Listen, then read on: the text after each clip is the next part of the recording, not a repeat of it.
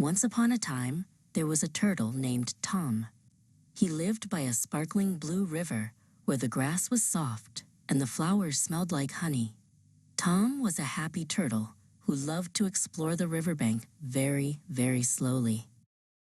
One sunny morning, Tom spotted something wonderful tucked under a leafy bush. It was a giant, bright red apple. It looked so sweet and so crunchy that Tom's eyes grew as wide as saucers. Tom's tummy gave a loud rumble-grumble. He was very hungry. He reached out his long neck to take a sniff. The apple smelled even better than it looked. It was the best prize he had ever found. Tom opened his mouth wide. He thought about how delicious that first bite would be. He could eat the whole thing all by himself, and his tummy would be very full. Just as Tom was about to bite, he heard a little rustle in the grass. It was Zale the rabbit.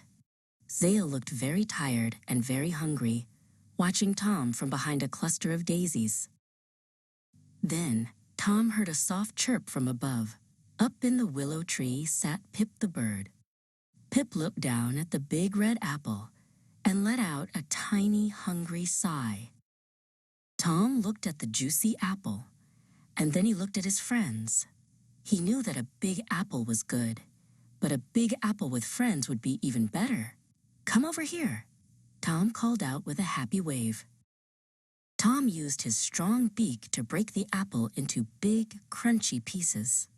He pushed the biggest piece over to Zale. Zale's long ears wiggled with excitement as he took a bite. Next, Tom held out a sweet, small slice for Pip. Pip flew down and took a tiny nibble, chirping a song of thanks that made the whole riverbank feel bright. Everyone felt happy and full. Tom realized that sharing his apple didn't make it disappear. It made the joy grow much bigger.